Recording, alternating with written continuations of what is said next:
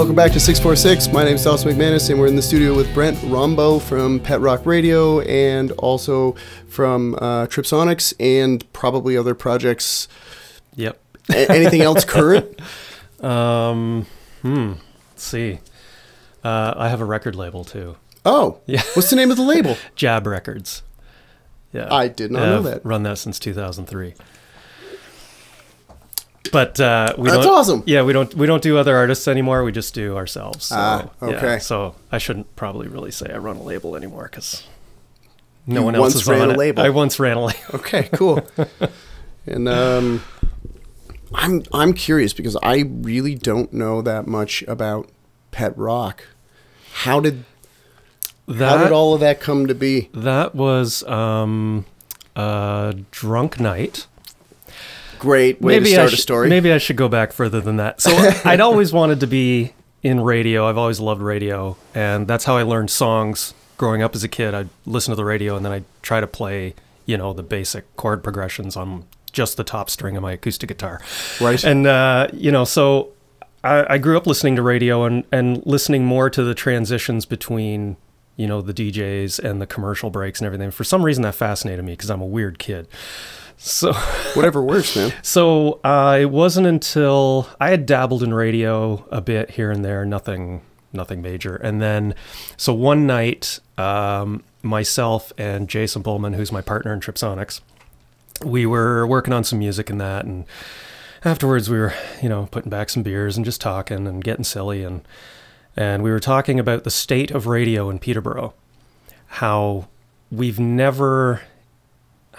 what's a delicate way to put it? Enjoyed the radio selection in Peterborough.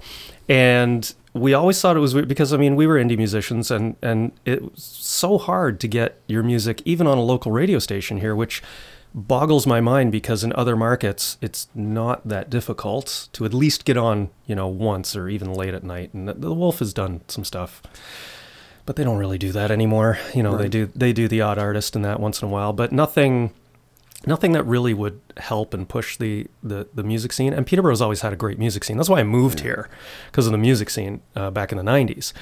So we were talking about radio and what would we do, and we were coming up with, a grand scheme. We were going to change the world with a radio station. Like, yeah, we're going to do it. I never took it seriously.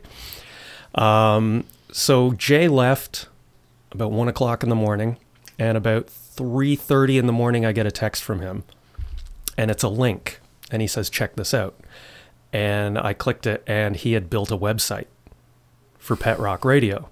I'm like, okay, I guess we're going to do this. So we, figured out how to do it, and 3 weeks later, we were on the air. That's wild. Yeah, March 13th, 2013, we went on the air. That's amazing. It was weird.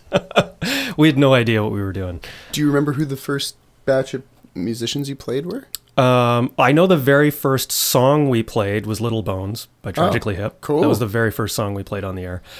Yeah, the first batch of bands, we were playing ourselves, and we were playing, there was a whole bunch of different bands out then, and unfortunately, I didn't know what was going on in the music scene in 2013 because that was a point, I think, in the Peterborough music scene where it had kind of dipped down. And there was still live music happening, but the venues had started closing long before COVID, and just weren't interested in that anymore. They were more interested in, bringing people out to dance to a DJ and that. And you'd get the odd band, but no one would want to go for the band. They'd go for, the after party, basically. Right. So it wasn't until probably the end of 2013, probably in October, November. And at this point, we had started bringing in actual talent to go on the air, so it wasn't just me and Jay behind the scenes running the website. And they were bringing a bunch of indie music to us. So we had one of the first guys that signed on with us was Sean Quinlan, who did an amazing show called Excursions. Okay. And it was this 3-hour show of him going through his music collection. And he had a bunch of indie bands from around Ontario and Toronto and Ottawa mostly. And he would play deep cuts from some of his favorite bands. And it was really cool. It was something I hadn't heard before. He's actually gone off. He was with us for 5 or 6 years, and he went off, and he now has his own station called Excursions Radio. Oh, cool. Yeah, so he's gone off and done that, and it's fantastic. So if you check it out, you should check out Excursions Radio. They're on Live 365, and I think he's got some podcasts out on that. That's awesome. Yeah, and it's really cool because he was kind of mixing, current indie music with some top 40 alternative, but then he would throw in like the Four Tops. That's cool. And like Tina Turner and so it was kind of interesting because he really opened my eyes up to the fact that all those genres over the years, like from the 50s on, there's always been alternative music. Yeah. It just wasn't really coined the term alternative until the 90s when, the whole thing happened in 92, 91. So that was great. And then I started actively looking into the music scene. And trying to pull out bands. So I was like, just anybody send me anything? Well, nobody was listening to us at the time, so nobody sent me anything. Right. So we played a lot of Tripsonics at that point. Okay. But the cool thing, one of the things that we picked up right at the beginning was a countdown, the New Music Top 40. Right. Which I'd been a part of beforehand, and actually, the guy who started it in 2000, he was the one who kind of helped get Tripsonics going in 2003. So, cool. And then when he passed the torch over and we thought, yeah, we're starting this radio station. It's like, yeah, take the top 40. So all of a sudden I had this library of music coming at me from all across the country. And it was so overwhelming. I was like, how do I sift through all this stuff? Right. And it's taken this long to kind of come up with a system of listening to things, and I hate it because there's so much stuff I don't get to listen to. Right. Which is too bad. But I don't know. We've grown so much, and in the last 5 years we've become really, really in bed with the music scene because we've been promoting shows and pumping the local artists, and since we started bringing the music or the Peterborough musicians into the top 40, now they're charting, and now they're putting it out on their socials, and they're listening, so then their friends are listening, and we went from nobody listening to us to 20,000 people listened to the countdown last week. So that's awesome. Which is insane. Congrats, so, man. That's huge. Thank you. Yeah, it's that's crazy. A lot of people. It's a lot of people. That's got to feel like a real accomplishment. It's weird. Yeah. Okay. Because really, to me, it just feels like me in a room alone, just playing awesome music and getting to count votes coming in. And it's weird too because votes are coming in from all over the place. Right. Like they're not just Peterborough and Canada. Like the last countdown was over 30 countries. Whoa. Yeah, it's and it's insane. And once the local musicians realize that they're now getting their stuff out, around the world, not just on like Spotify and Tidal and Pandora and all that, but that people are actually tuning in and listening to it when it comes up, and they get royalties because we're through SOCAN, so they get actual royalties, not like the 0.00001 cent you get from a Spotify stream, which we all know. Yeah. It's an issue, but that's another story. Yeah. I do think that is an important story. We don't have to talk about it today, but that's definitely an important story. And I think it's really cool too that, well, there's a few things that I think are amazing. First off, that us sitting here really basically started from a night with you and Jay having some beers. Like, that's a pretty wild, if you just, if you skip everything in between, just point to point. Right. That's pretty crazy. That's weird thinking of it that way. But I mean, everything starts somewhere on a bar napkin or, right. So, yeah. And that's awesome. But you've been really into not just music, but being in bands forever, basically. High school you started, right? High school I started. The first band I was in I was 15, I guess. Tell you the year.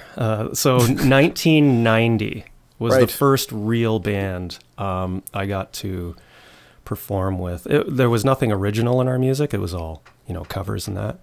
But we were doing, like Bryan Adams and Zeppelin and Black Crowes and Tesla and Skid Row and like all that stuff. And I was the vocalist, and I hated the band. Not that I didn't, I mean, you know, I mean, it kind of popped my cherry as a musician because I got to perform live and it was really cool. It was fun. Sure. I mean, I remember doing a show at a Catholic high school, and it was a Christmas show, and we came out and started with Enter Sandman. And I used to do a really good James Hetfield. I don't know if I could do it now, but Sure. And I mean, we weren't good, Sure. but they loved it because they had never had anybody do that at the school before. And just seeing the audience and seeing them like feed off that energy we were throwing out and then throwing it back at us. I mean, I was hooked, and I was like, I want to do this. So I left the band. Because that's what you do, right? This is what I want to do for the rest of my life, so I'm going to quit. Yeah, You know? of course. You know? And I got to meet, so through that band, our drummer Mike Pickett, who's still a great friend after all these years, he was, well, he said to me afterwards, he's like, I love your voice, I love, you know, what you do, I think you got, you know, blah blah blah blah blah. So we started talking, and he says, you know, my brother, he's a musician, and he's in a contest with Roland keyboards, and this was in the fall of '90. And he's like, he has to send in 2 songs. One has to have lyrics on it, and the other one's an instrumental. He's like, could you maybe write lyrics and record the vocals for it? I'm like, sure, why not? So I was a theater kid in high school, and so the play we were in at the time, I wrote a song based on the story of that, and it actually ended up in the play. They ended up using it, That's so great. which was cool. So we did it and recorded it, and we loved it, and didn't win. But so in the audience during one of the performances was Brian and this other guy he was sitting next to, and he's like, wow, I really love that song. So Brian turns to him and says, oh, I wrote the music for that. He's like, great. So these 2 guys, Dan Brooks and Brian Pickett, started a band called Rhyme Over Matter. That's a really good name. It was actually That's after a really after good the name. Ice-T song, Rhyme Over Matter. Yeah. Yeah. So Dan was a rapper, and like really big into Public Enemy and like, you know, NWA, and like loved all this. He loved it, industrial, like, you know, he really opened my eyes to music. And so him and Brian started working. They had this other guy, John Rabon, who was like a blues guitarist. Really, cool really, mix. really good, right? So I met Dan not knowing he knew Brian and was in this band with him. And he's like, yeah, I got a band. We're looking, you know, for a DJ, want someone to scratch records. So I said, I'll do that. I had no idea how to scratch records. Right. But I'm like, yeah, I'll do that. So I grabbed my sister's record player, which was not a belt drive, which I found out that night and wrecked it. Of course. Yeah. So that audition went horrible. So then Dan's like, you know what? There's a sample on this keyboard. So when we get to the chorus, just hit that. I'm like, wow, I am not getting this gig. Okay, cool. So I started hitting it. It was a song called Guilty. I'll never forget this because it was just him saying guilty. So then in the chorus, he's like, I'm guilty. And I'm literally hitting a button going, guilty, guilty. That was my role. So then he's like, okay, we'll go through that again. So then I like threw the synth. Oh, I'm sorry. I talk with my hands and hit things. So I threw the synth aside and I just started doing it myself. And then I started doing, because I kind of picked up on the lyrics he was saying. So I started doing a Flavor Flav. Right. So like every 4th beat, I was kind of, you know, matching what he was saying. And then he kind of looked at me and he's like, do you want to co-rap? Okay. So I became a rapper. Yeah. How many times? Well, I don't know. I became a harmonica player because I asked who was going to play the harmonica part to Bring It On Home by Led Zeppelin in college for this one band. Nice. And they're like, you. I don't know how to play harmonica. I'm like, well, you better figure it out. So Okay. we all, I like, You know. those are the ways that we all get involved in whatever, right? So It's like happenstance, you know, just Yeah. things come up and you're like, oh yeah, I'll do that. I don't know what I'm doing, but you know, whatever. I think that's Yeah. how a lot of us get started, is you just kind of fall down the stairs and hope you land on your feet. Yeah. You know what? And it's crazy too, because Brian Pickett, and we're still really great friends. He's the guy behind all the music on Paw Patrol. Wow. Yeah, so he kind of went off and he went to school at Fanshawe for production and that, and then he started his own studio. Now he has 2 studios in Toronto and LA, and he's working on television and movies, and actually now he's back in a band again with Simon Ward from the Strumbellas. Oh, cool. So yeah, so he's back doing it again, which is fantastic, because he's a fantastic songwriter, and I hope you're listening, Brian. But yeah, so that just kind of was a stepping stone to, you know, that band, and then to an industrial band with some of the same guys, and then to like Peacock and getting into like rock. I gotta know. I know. I'm sorry, but okay. that's what I know you from. Yeah. When I was like 14, I want to say, Randy Gray, the drummer for Peacock. His nephew was one of my closest friends.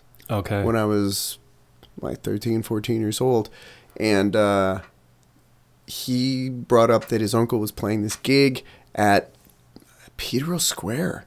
Oh. And it was it was in the back end of the food court. I remember that show. Do you really? I do remember that show. Yeah, there's no stage. We were just in the middle of the floor. That's right. Yeah. That's right. And we went and watched you guys, and we're like, man, they've got amps and PA system, and they're and at the time, playing in a mall to us when we were in high school, that's cool. That's, you know, we're a little young for Tiffany, but do you remember Tiffany? I remember Tiffany. Yeah. So but to us that was pretty cool, and you guys were a rock band, and we thought that was so rad. And my older brother and I, you've met Devin, right? I know Devin, yeah. And so we'd been trying to do band stuff for a while, and we're like, okay, cool. We know that it's doable. Wow. Essentially. And that's cool. And so I'm very interested in knowing how that band got started, because that actually kind of gave us a kick in the ass to get moving. Wow. That's cool to hear. Yeah, that again, that was happenstance. I was actually with the industrial band. We were called State of Deviance.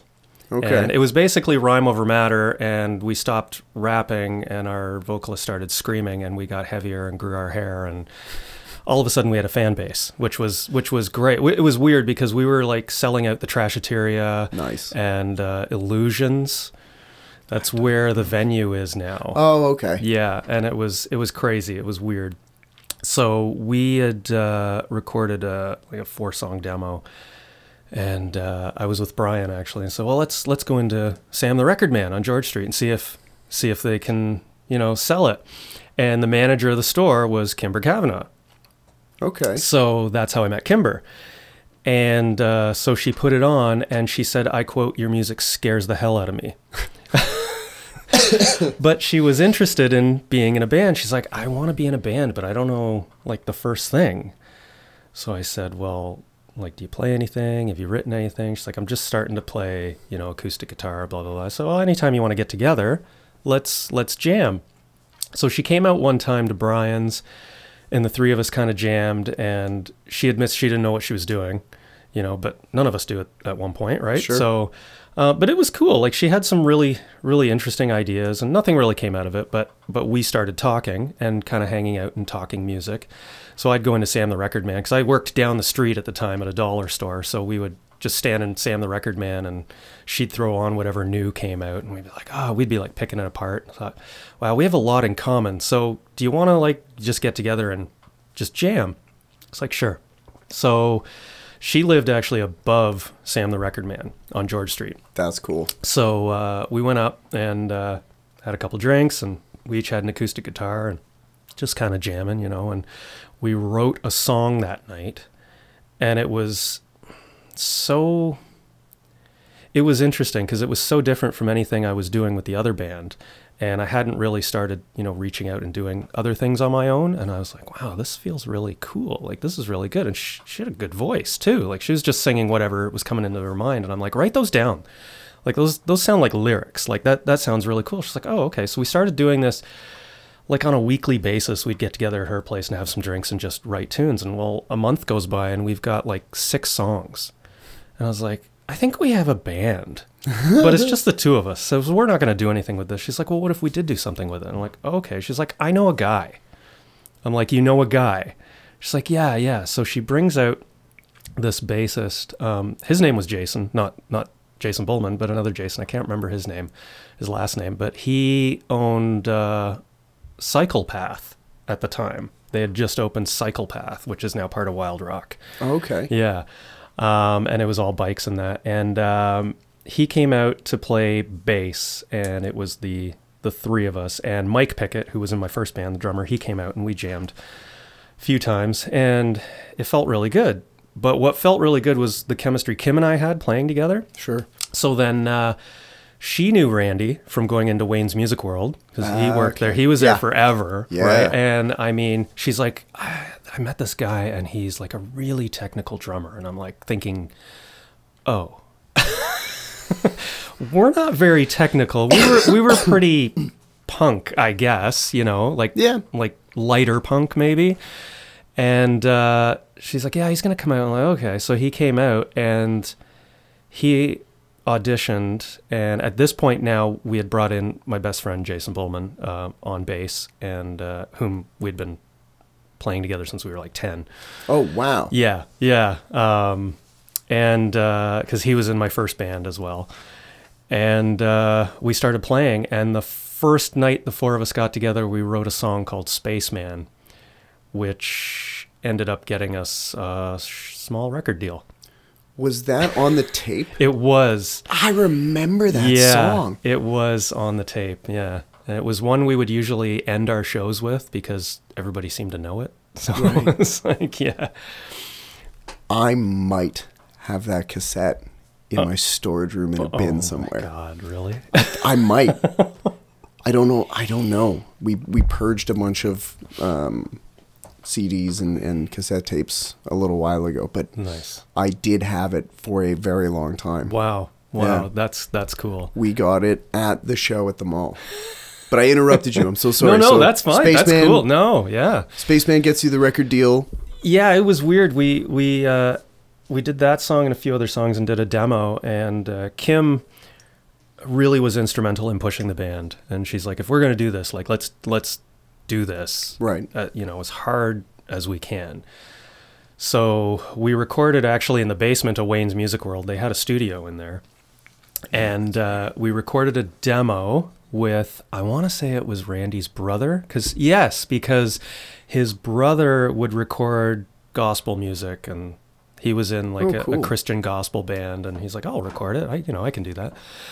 So we're like, okay. So we recorded 3 songs. And we thought, oh, we'll get this cassette made and we'll, record it or put it out. So we did, and we spent what money we had into getting this cassette out. And I think we made maybe 100 cassettes, and they were gone. Like in 2 shows, they were gone. And we thought, this is interesting.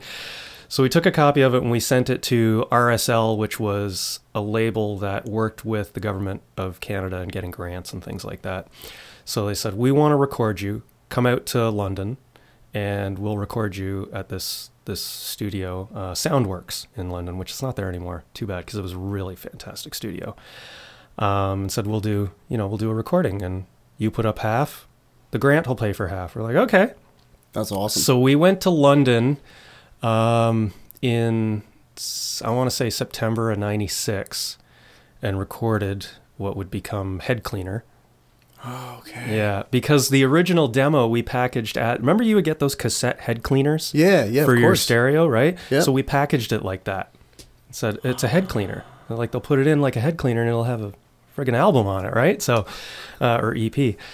So we stuck with the name, and that got us management, and it got, bigger labels looking at us, and it started a really weird trip. It was a weird trip, but it was a good trip, because we took that, and then we were doing festivals, and we got into North by Northeast. What year was that? 98 or something like that. But we were playing with the Tea Party and Econoline Crush and Treble Charger and like Space Hog and like all these like crazy bands. That's awesome. It was weird. It was so weird. I remember specifically doing a show at the Market Hall, and we were opening for Rusty. They were a huge indie band out of Toronto in the 90s. And then, like, they're still around, but not really doing as much. Actually, the guitarist was from, I don't know if you remember the band from Montreal called the Doughboys.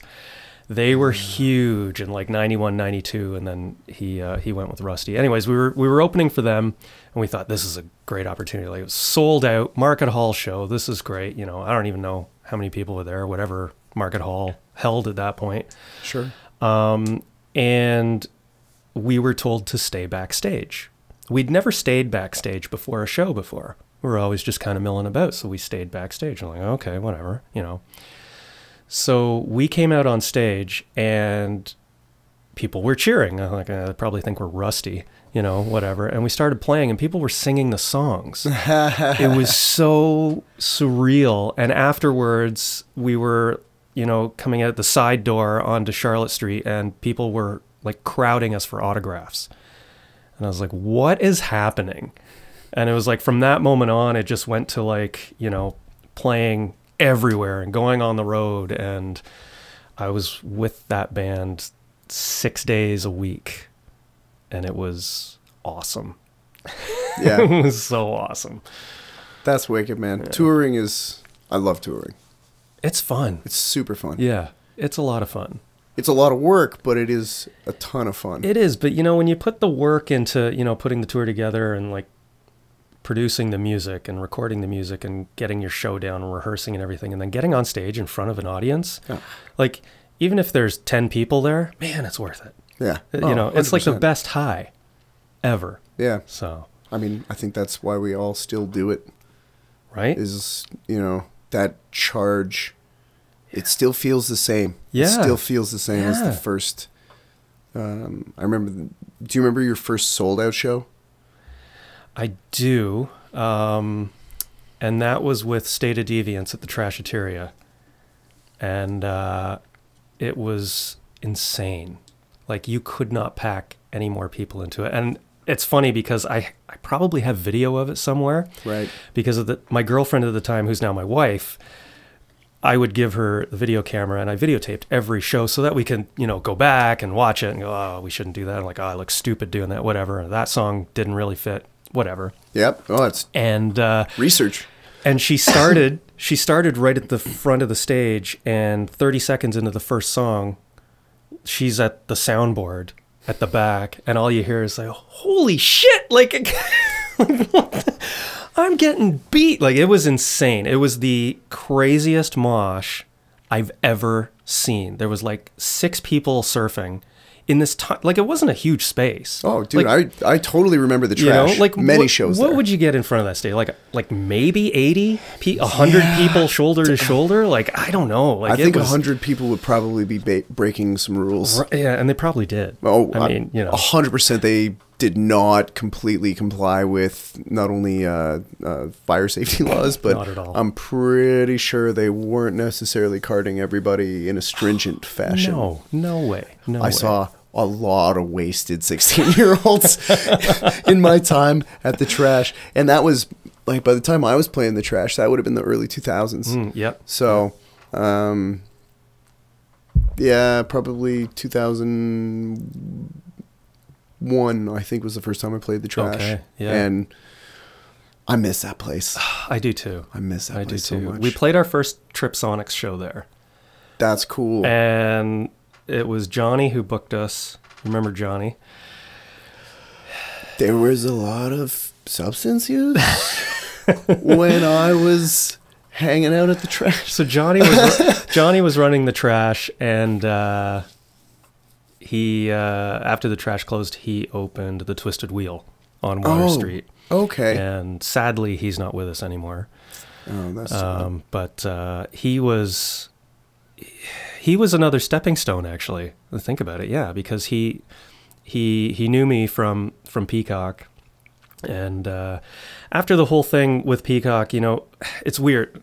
We were right there at the point where we had spent everything we had, everything we made, and made an album. And like we had crazy people work on this album. Like the guy who mixed it did the sound for Charles and Lady Di's wedding. That's wild. Right? Jeremy Darby, fantastic guy, mixed it, and it just sounded so amazing. I'm so sorry. So amazing. That's okay. So amazing. And then we got it mastered by Peter Moore, who sadly is not with us anymore, who did like Sloan and Holy smokes. like he did okay, and this he did Prairie Oyster. Okay. And I don't know if you knew this or not, but Randy, who drummed with Peacock, he was with Prairie Oyster for a short. Oh, I didn't know that. Yeah. So That's wild. Yeah, it's weird how it all kind of, comes together like that. But we were at that point where, we had been seen at North by Northeast and other festivals and industry people were coming out to see us. And I remember at North by Northeast, we were getting wined and dined by EMI. Nice. And it was insane, very, very surreal. Even just talking about it now, I can't believe it was ever a thing. And I remember the guy, Harry Palmer, he called Kim probably a week or so after North by Northeast. And he's like, okay. He's like, so I've talked to some people. He's like, I want you guys to come down to New York. He's like, we're going to introduce you to some people. You're going to play a couple of shows and we want to sign some paperwork. And Kim said, okay, Harry, but I got to tell you, I'm pregnant. I think she was 3 or 4 months at that point. Right. And there was a pause and he just said, okay then, and hung up. And that was the end of Peacock. Whoa. Yeah. Whoa. Yeah. He wasn't willing to take a risk. No way. No. So, yeah, we had a European tour lined up. We were going to be opening for a band called Outside, and it was going to be like 3 or 4 months around Europe. And we just had to get there. Everything was looked after, and that fell through, and everything fell through after that. It was just because the one dude on the other side of the phone was like, yeah, and pull the plug, and it killed us. It just kind of took the wind out of our sails. Oh, yeah, how could it not? And we had been at that point. I think we'd been a band for maybe like 4 years, right? Something like that. Which to get a record deal in 4 years is insane because it takes like 10 years, for a band to get to that point where they're good enough to get a record deal. So looking back, I don't think we were good enough. I don't think we were good enough. I think, we thought we were the best thing on the planet. Sure. Well, you kind of have to. Well, I guess you have to, and, because you gotta, Michael Bell said to me once, he's like, you gotta wake up a rock star, live and breathe and eat a rock star and go to bed a rock star. Yeah. And we did that. And, it was like going into a depression after that. We didn't talk to each other. We didn't play. It was just done. I think we did still have to do our record release, which we did at Gordon Best, and that was the last time the four of us played together. Wow. Yeah, that was in 2000. Wow. Yeah. Wow, that was almost 25 years ago. I know. Oh my God. Sorry, I probably shouldn't have said the no, number. But you're right. Yeah. So. Wow. Yeah. That's wild, dude. Yeah. It was a weird ride. But you know what? It worked out fine because, things like that happen. And instead of, I know so many people that have gone through that same thing and walked away from music entirely. And which is a shame because such talented people. And then they, they're like, well, I guess I better get a job and, get a mortgage and get a car and all that, which you can still do and be a musician, which that's what we're doing now. Sure. I kind of shucked off the whole philosophy of you've got to do everything you can to make it, because the definition of make it was to get a big record deal and go tour the world and be a household name. And I've changed my definition of that. Sure.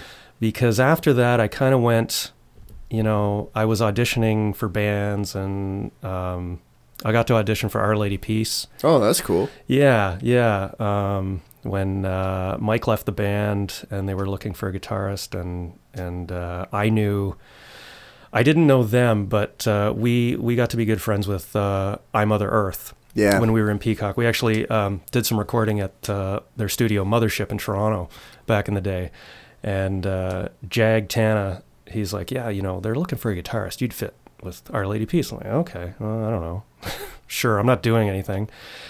So I got to go out and audition with them, and it was great. I got to jam with them for the day, and I didn't get the job. Sure. And again, I was beating myself up, and I'm like, I can't do this anymore, blah, blah, blah. So I still have it. I have this binder of loose leaf lined paper, and I write all my songs on it. Since I was 10 years old, I've been writing all my songs on this, all the lyrics and then, notations and that. And I was going through it, and no matter what band I was in, I was always, like, half the songs I would write wouldn't be appropriate for whatever project I was in at the time. So I'd be like, oh, that's cool, and then shelve it. Mm-hmm. I started going through it, and I was like, man, I wish I had a band I could just, flesh some of this stuff out, because I could hear in my head what I wanted these songs to sound like. And I thought, like, on my own, I can't do it. And then it was like I had to slap myself in the face, like, I can do this on my own. Like, why not? So I challenged myself to do a demo of 3 songs. And so I'm going to pick 3 songs that I think are great, and I'm going to play everything, and I'm going to do it. And so I did. And then I started getting, like, offers to do shows, which was weird because I did it for me. Like, I didn't do it for anything else. I wasn't trying to do anything with it. And Johnny at the Trash got a hold of it, and he's like, do you want to play a show? And I'm like, I don't have a band. So I'm like, I'm not doing this alone, like, with, like, backing tracks and that. This is stupid. So I called up Jay. Like, Jay, you want to do a show with me? And so he's like, yeah, I'm not doing anything. Sure, why not? Because we remained best friends, through all of it, which was fantastic. And so we rehearsed like 10 songs that I had, and we did it. It was a horrible show. Oh, no. Oh, it was horrible. But thankfully, we weren't even Tripsonics at that point, because I didn't have a name for the band, so I called it Project Spaz. Because when I was in Peacock and State of Deviance and Rhyme Over Matter, I went by the stage name Spaz. Right, okay. So I'm like, I'm not associating this with me. I'm just going to put it out like that. So we were billed as Project Spaz, and I was so nervous. And up to that point, even in all my previous bands, I'd always had a rule that I wouldn't drink before or during a show, right? Because I thought, I want all my wits about me. I don't want to be drunk on a show, blah, blah, blah. And I was so nervous. I grabbed 2 beers from the bar, pounded them back, grabbed another one, and took it up on stage. Oh. I wasn't drunk, but what happened was I blew my voice after 2 songs. The alcohol just dried my throat right up, and I was like, oh my God.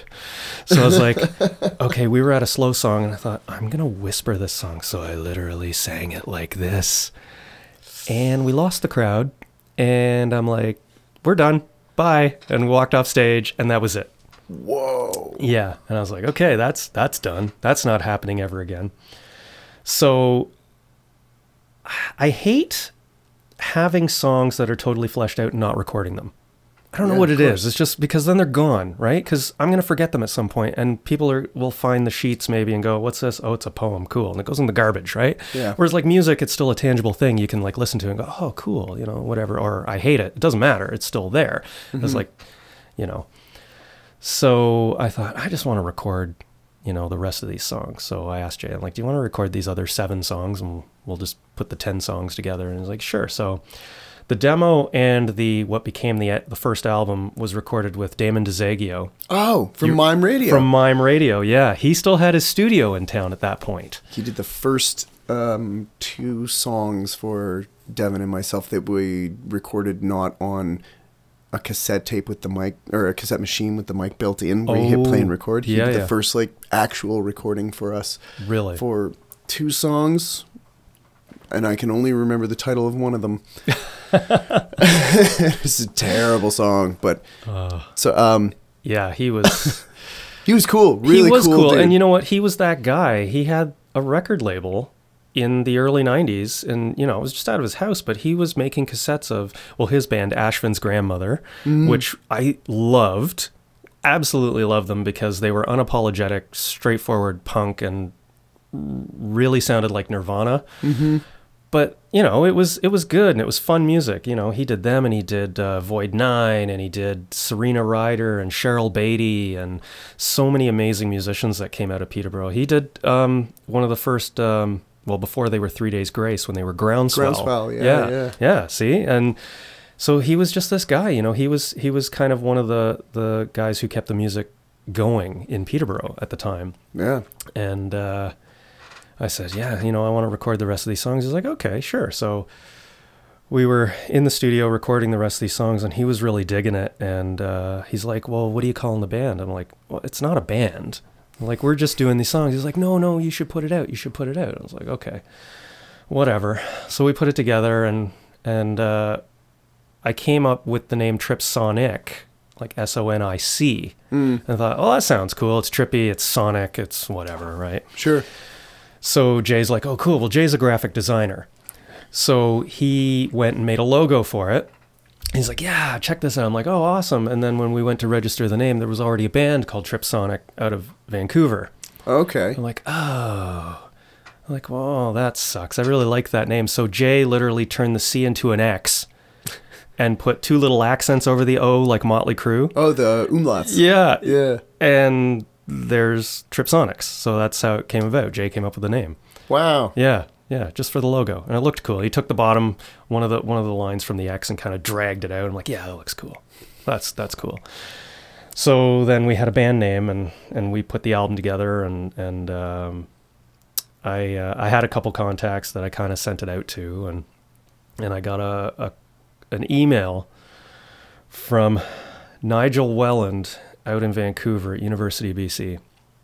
And he was running the radio station out there at the university. He's like, I really like this. I'm like, oh, cool. I'm like, what songs do you like? He's like, I really like that song Sunny Day. And it was like a drinking song, basically, but sitting on the beach in Mexico and having a beer, and that was it. Like, I wrote the song in 2 minutes. Right. Literally right before we went in the studio to do it. So I was like, okay. But what Damon added to it, and he's like, oh, I had a little riff where I was basically just holding on to a note through one of through this break, and he's like, do you want to do that in the choruses? I'm like, okay, all right. And we did, and it kind of made the song. Dude. And so we I thought, well, let's make a record label and put it out. So we did. And we put out, I think, about 500 copies. And in 6 months, it was gone. Wow. It was weird. And then we were getting, people wanted us to do shows. And like, I didn't really think we were going to be doing this, So I thought, well, maybe we'll, it felt good to write with Jay again and do something. So I bought a new Mac and got started on GarageBand. Oh, yeah, of course. It was free. Yep. Really easy to use. And my brother-in-law helped me get it, and he had some connections at Apple. And so then I was, they were sending me these extra loop packs. They used to put out these different packs every 4 or 5 months, whatever. I remember very clearly. Right? That's the how jam I started. packs. Yes, the jam packs. Yeah. That's right. That's what they were called. Yeah. So then we were putting stuff together, and they used to have a website called GarageBand.com, where artists who used GarageBand could upload their music, and like your peers would listen to it and they'd rate it, and Apple listened to it as well. And they reached out to me and said, we like some of these sounds you're coming up with, but you're supposed to be using GarageBand. I said, I am using GarageBand. Oh, so can we put some of your samples on GarageBand so other people can use it? Okay, sure. So I started writing music for GarageBand. That's awesome. It was weird. So like a new version of GarageBand would come out, and there'd be like a snippet from something I would use in a song. I'm like, oh, that is so weird. It was just weird, but it was cool. It is you know? super cool. And then through that, I got a lot of other contacts in the industry that, you know, weren't record label industry, but they were producers and engineers. And so it was great. I had this whole new outlook on the music industry, you know, and I was like, okay, we can do this. So we recorded an album at home, and it ended up doing really well. Nice. like stupidly well. It was on, like, people were pirating it off LimeWire and That's Napster, rad. and yeah, which was that's what I thought at the time. Like, cool, you know, people actually want this. That's great. And the first song in the album, "Complacent Universe," ended up in an episode of South Park. What? Yeah, What episode? it's called "Fun with Weapons." Yeah, it's when the boys are playing ninjas. Yes, and That's it goes. one of my it goes favorite into, episodes. So it goes into those anime, right? So when it does that, and you hear the do do do do do do do do do do, that's our song "Complacent Universe." Are you serious? Yeah, I'm absolutely serious. That's hilarious. But Trey Parker did different kind of anime-esque vocals over top of it. He did, yeah. I know the lyrics that he's got. Little different. Yeah.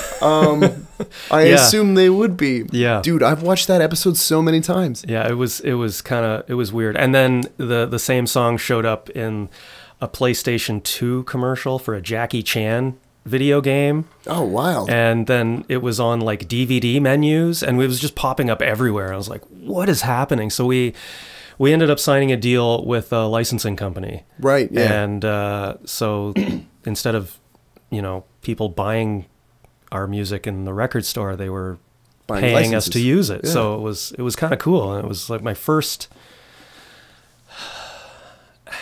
I don't know how to say that. Like, it wasn't my first, I guess it was actually my first time actually making money at music, because I didn't make money at Peacock. Everything we Right. kind of got on the road selling merch and CDs and that, we put right back into the band. Yeah, the reinvest. Yeah. But this album was free. It cost Right. me nothing to make. Yeah, because you did it all at home. All at home. Can I ask some nerd questions about the album? Yes. Okay, cool. So we know it was GarageBand. Yes. What was your interface? So I didn't have one. How did you... Okay, so when the first day I had my Mac, so my Mac was an eMac, Okay. okay, and it was built for schools.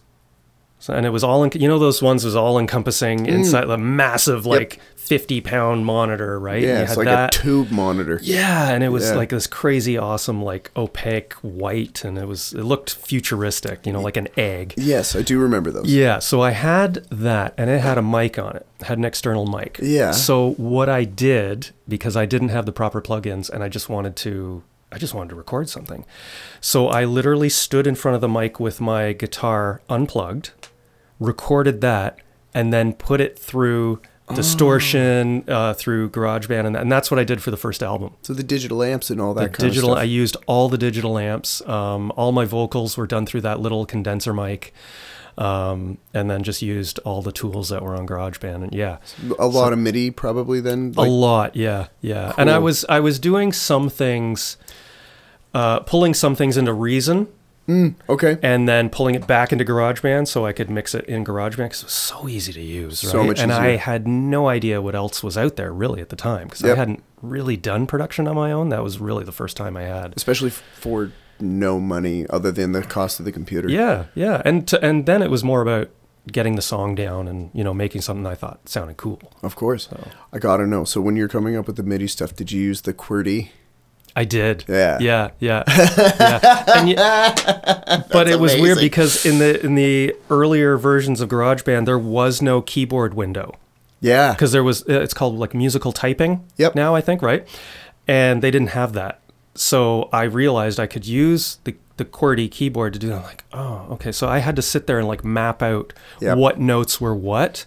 But the cool thing was too, because I was new to the whole thing, was I could like grab my my notes and drag them and make them longer if I want. I'm like, oh, this is too cool. Because you could open up, it had the panel, you could open up the, they called it the piano scroll. Yes, yeah. And that's what it looked like. It looked like a punch card. Yeah, you know, that's right. with all your notes on it, right? And they'd be like these green dots. And it's like, yeah, okay, man. yeah. Dude, that's how I programmed all my demos when I first went to college. Nice. For music school, I used GarageBand, really early version of it, but I had a little 2-channel Tascam.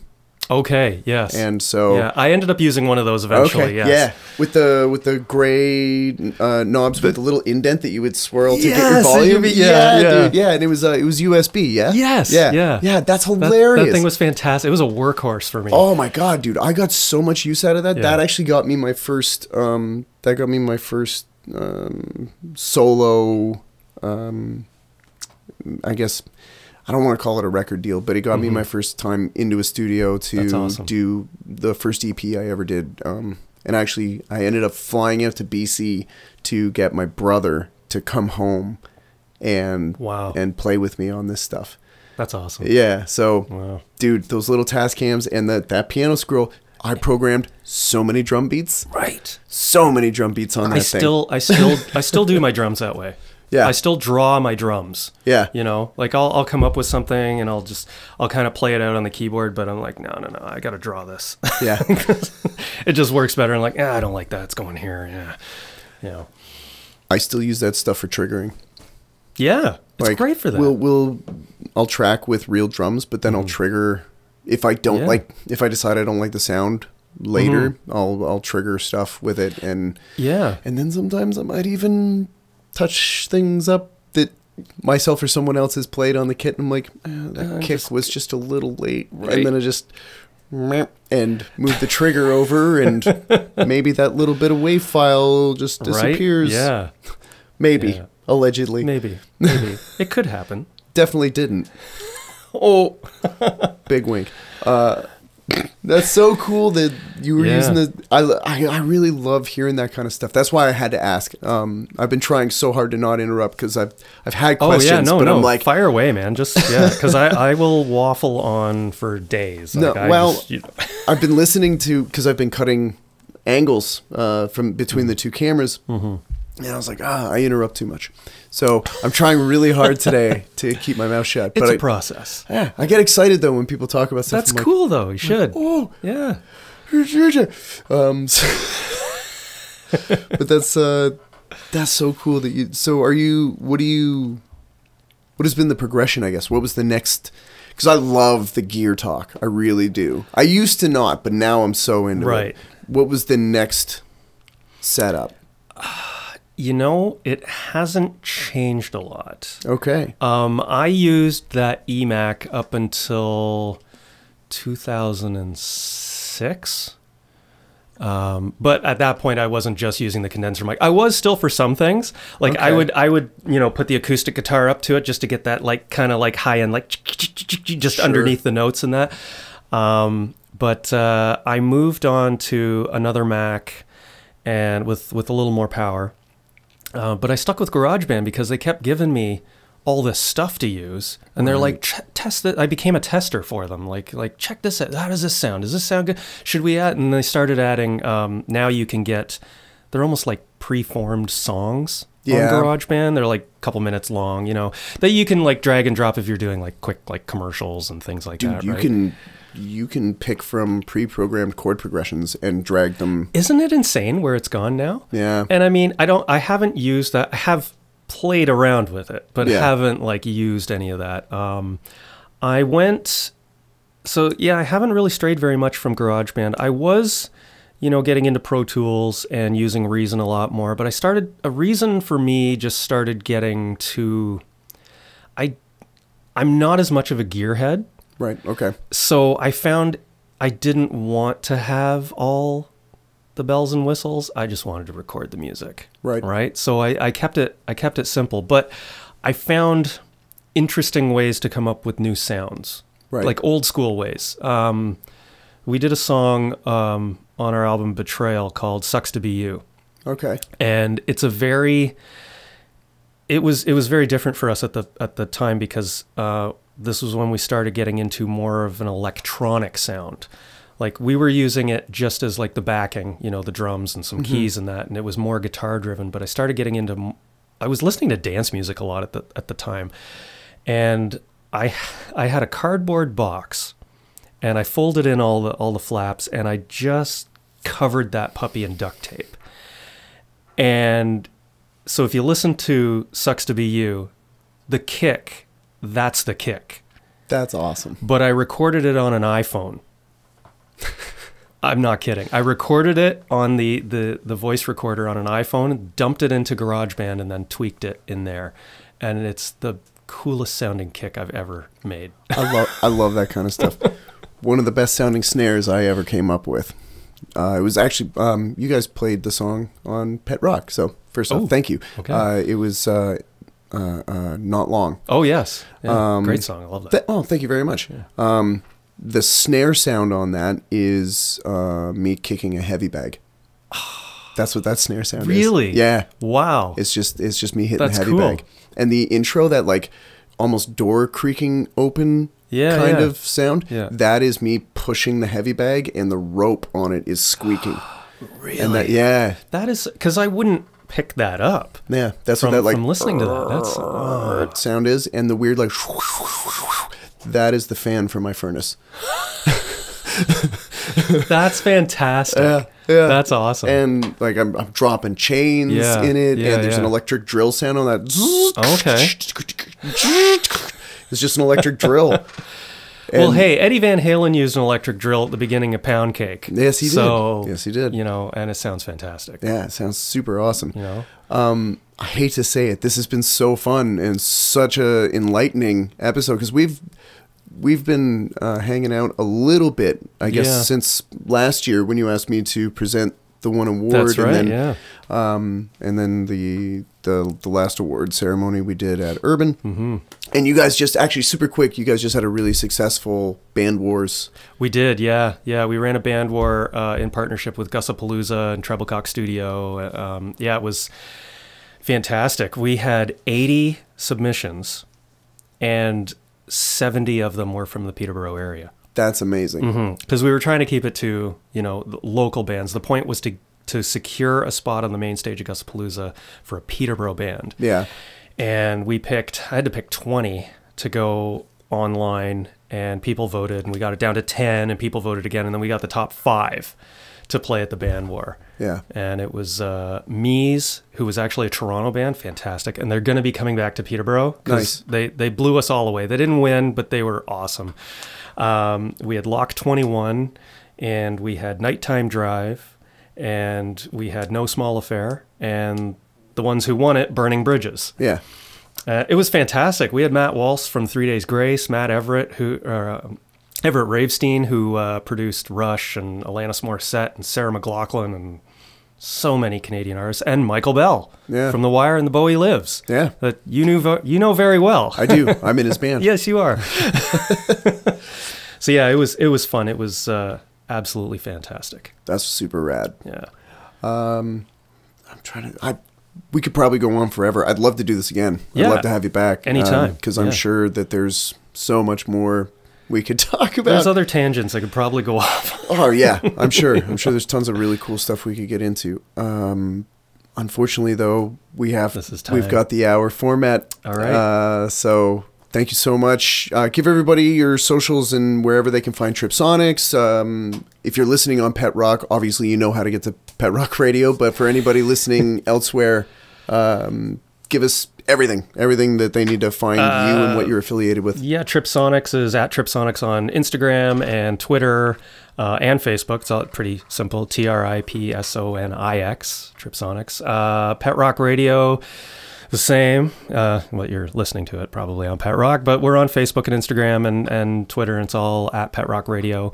And the website, petrockradio.ca, which has morphed a lot over the last 14 years. So it's 14? No, has it been? No. What year is this? 11 years. There you go. 11 years. Yeah, math. Close enough. I'm a musician. Yeah. We can only count to 4. That's it. Sometimes 7 if I'm listening to Rush. Yeah. Or Soundgarden. Or Pink Floyd, Pink Floyd, or the Residents, or STP, or STP. Okay. Okay. Those are all awesome bands. Dude, this was tons of fun. Thank you so much. Thanks for listening, everybody. Thank you. Have a good night. That was great.